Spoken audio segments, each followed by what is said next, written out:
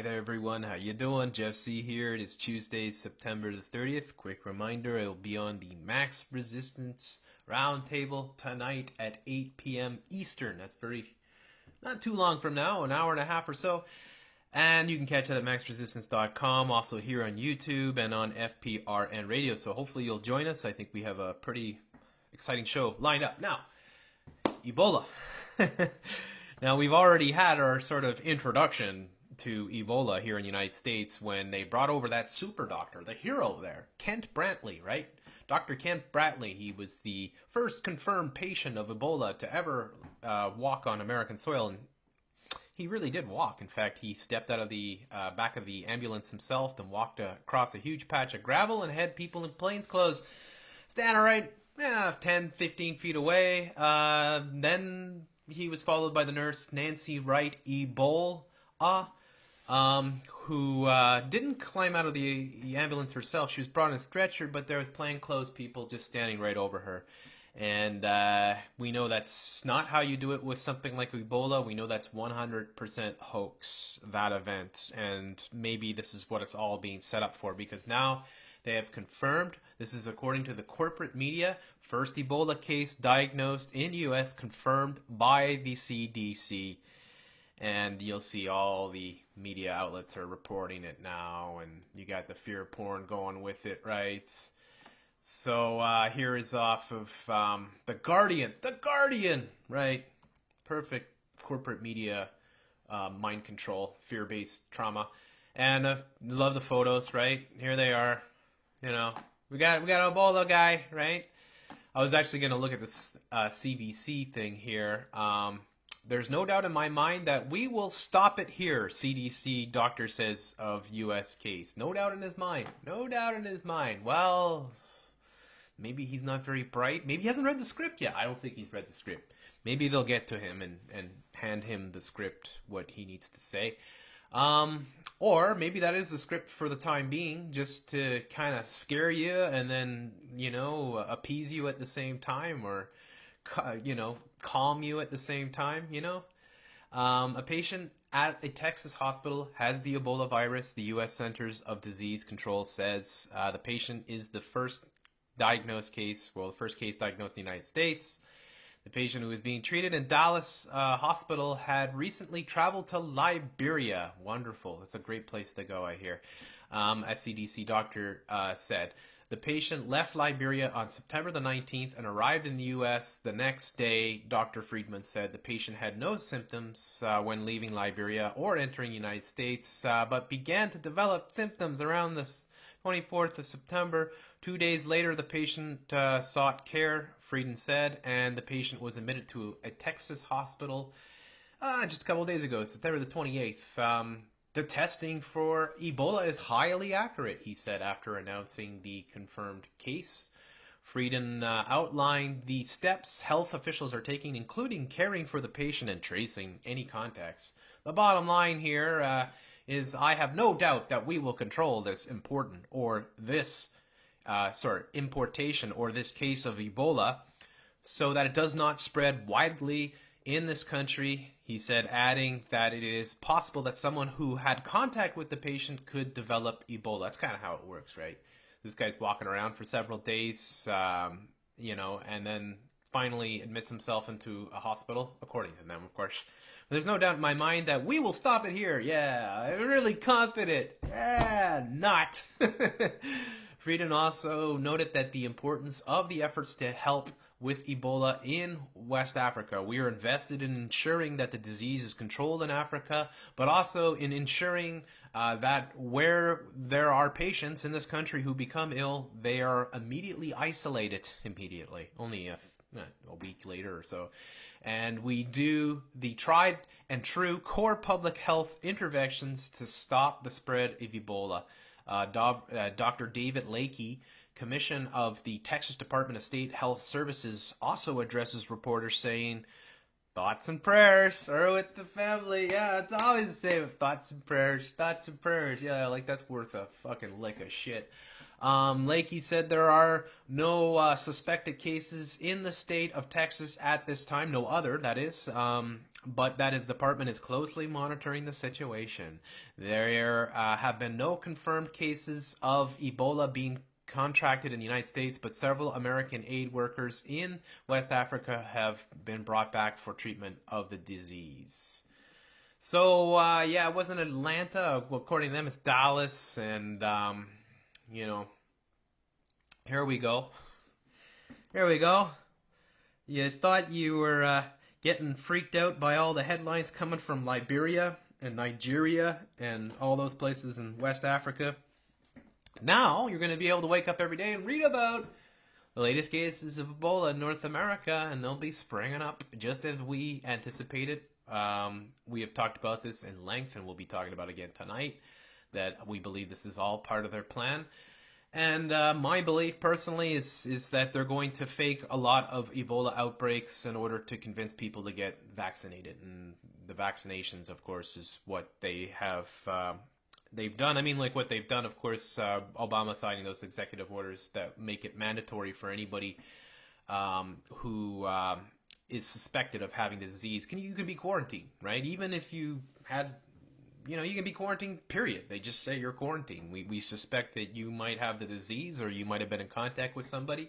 We'll quarantine you. We'll quarantine your ass and fill it up with ZMAP, right? So right at the same time, you got this professor here. Let me get the headline in here. This is off the National Post, a wonderful conservative bullshit newspaper in Canada. Professor accuses U.S. of starting Ebola outbreak with bioterrorism experiments gone wrong. I wonder where he got that idea from, right? So this professor now is ruffling a lot of feathers out there. Ebola is a result of bioterrorism experiments gone wrong, according to a tenured professor at the Delaware State University. In an article published in a major Liberian newspaper, the Daily Observer, the Liberian-born Cyril Broderick claims that the epidemic is a result of work done by the U.S. Department of Defense, among others. And yes, we have shown that. We have talked about that in length, how they've been monkeying around with it forever, how the U.S. Department of Defense was over there, Soros-based researchers, Bill Gates, tinkering with Ebola over and over again. His remarks can only make the task of those fighting to control the outbreak harder. Really. As they feed into the superstition and misinformation circulating about Ebola and how it spread. Well, I'm sure you'll get it right, National Post. Who wrote this article? What piece of shit? Oh, it's from the Washington Post. Go fucking figure. Terrence McCoy. It's copy and paste. There's your Canadian media. Copy, paste. Oh, we don't need the fact check. We don't need... What? The Washington Post? Alright, let's run it. Yeah, it's great, yeah. Fucking hell, man. I mean, it's just ridiculous, the news today. These are the biggest criminals of all. Horrible, horrible. So, while some readers are commenting on the article were critical, the number who are praising it was telling. They're using Ebola, wrote one for the culling the world population, mainly Africa, for the purpose of gaining control of the African resources criminally. I would fucking agree. In fact, yeah, culling of the population, it's a fucking pipe dream of these eugenicist monsters that run our planet. They have wanted to cut the population so badly, and of course you've had these wingnut professors who get standing ovations in places like the University of Texas saying that Ebola is the cure of the sickness that is humanity, and if it can wipe out 9/10 of the population, then the world will be that much better off, and everybody, woo-woo, all on board. Hey, it's alright, right? We're going to be in that 10%, right, that's still alive, aren't we? We got a guarantee on that? Okay, maybe not. Well, sorry to disappoint you. You're not going to be able to choose, but maybe you're on the list. I don't know, They're using Ebola, right? So the piece purports to describe scientific findings from various reports which are not cited in detail, even references to the best-selling thriller, The Hot Zone. The Hot Zone. You guys familiar with that book? I'm sure the movie's coming. It's going to come out. Miniseries. Maybe they'll have a whole, television show going pretty soon. Reports narrate stories from the U.S. Department of Defense, the DoD, funding the Ebola trials on humans, trials which started just weeks before the outbreak in Guinea and Sierra Leone. That's exactly right. We were talking about this. There are all kinds of reports that they were doing these trials, and guess what? It just breaks out right where they were doing it. I don't know. Go figure. Maybe. I don't know. I mean, you can't, you don't want to jump to conclusions, but, a little bit suspicious, is it not? Under the headline, Ebola AIDS manufactured by Western Pharmaceuticals, U.S. DoD, he claims the U.S., Canada, France, and the U.K. are all implicated in the detestable, devilish deeds that the Ebola tests are. There is a need to pursue criminal and civil redress for damages. Abso-fucking-lutely. I don't know how long this guy's got, but thank God for him sticking his neck out and calling a spade, because this is what's been going on. Yes, and he's right. U.S., Canada, France, and the U.K., right? Canada being deeply involved. The U.K. always involved. The article suggests groups trying to stop the epidemic. Centers of Disease Control, yeah, they're trying to spread it. The World Health Organization and Doctors Without Borders are all somehow in on it. I love the way they spin this. This piece puts them on a list of those implicated in selecting and enticing African countries to participate in testing events. Of course they're going to test it out in Africa. Of course they're going to let it loose there. That's where they want to rid most of the population. Don't make any mistake about it. They're eugenicists, for fuck's sakes, which means they're inherently racist. Professor Broderick defended his article in a brief interview with the Washington Post. This is what he said. There are many references to what was contained in my letter. You may read the letter and double-check the sources listed. They are available and legitimate. Good for you, Mr. Broderick, or Professor Broderick. But are they? Right? Professor Broderick drew on research published in several conspiracy websites, including... I love it. They're conspiracy websites because they think that 9/11 was an inside job, and therefore they're not trustworthy. They're awful, awful things. He discusses a 1996 book, Emerging Viruses, AIDS and Ebola, Nature, Accident, or Intentional, by Leonard Horowitz, who calls himself a humanitarian clinician, prophet, scholar, and natural healer.